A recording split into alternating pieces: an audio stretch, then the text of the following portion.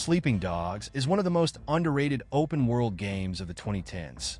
A gritty crime drama set in the heart of Hong Kong that combines cinematic storytelling, martial arts combat, and vibrant world building. But what makes it truly fascinating isn't just the game itself. It's the story of how this game defied all odds to even exist.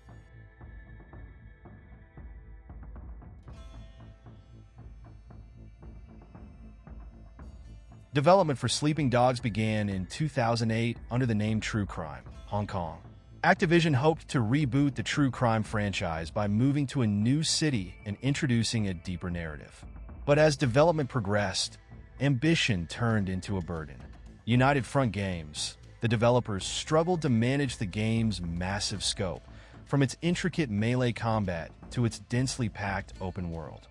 Activision eventually pulled the plug in 2011, labeling the project as not good enough to compete with juggernauts like Grand Theft Auto.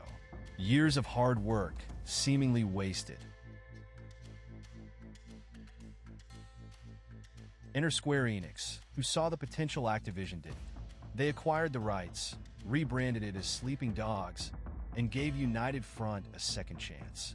But with a new publisher came new pressures, tighter budgets, looming deadlines, and the need to prove the skeptics wrong.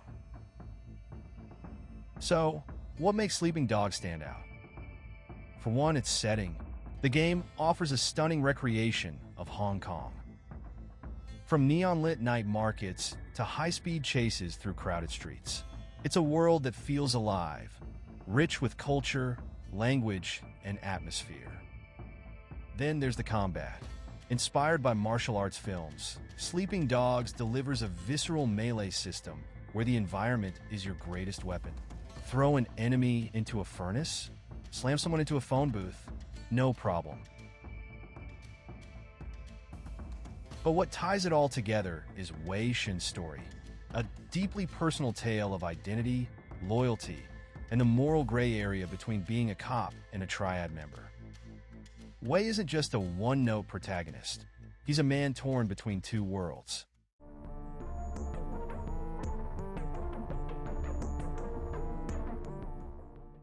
Sleeping Dogs may have earned critical acclaim, but a sequel was never meant to be. In early 2013, United Front Games began work on Sleeping Dogs 2, envisioning an even more ambitious game.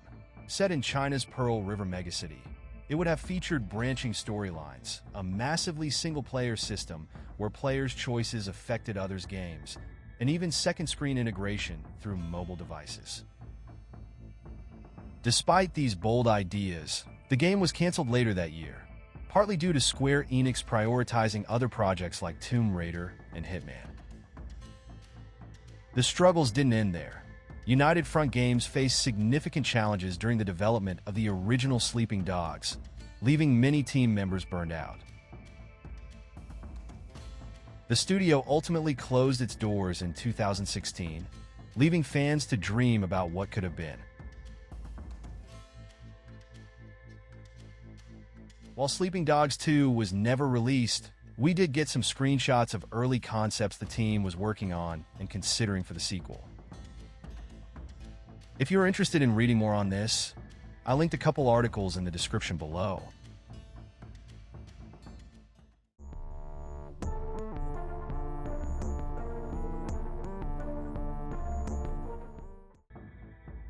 In the wake of the game's cancellation, United Front Games shifted focus to a multiplayer spin-off called Triad Wars. But fans were not thrilled. Without the story-driven experience that defined the original, Triad Wars struggled to find its audience. The project was ultimately shut down in early 2016.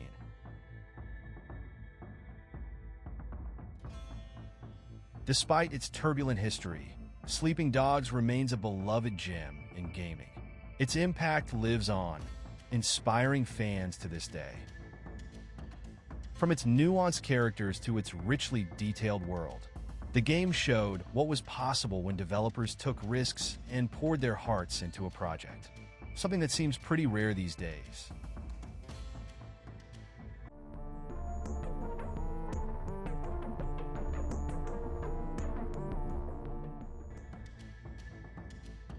in 2017, a live-action Sleeping Dogs movie was announced, starring Donnie Yen and with director Timo Tjahjanto attached, promising a thrilling adaptation of the cult classic game.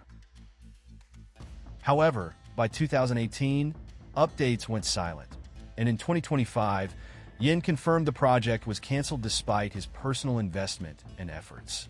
Like the scrapped sequel and spin-off Triad Wars, the movie joins the list of missed opportunities for the franchise, further cementing Sleeping Dogs as an enduring what-if in gaming history.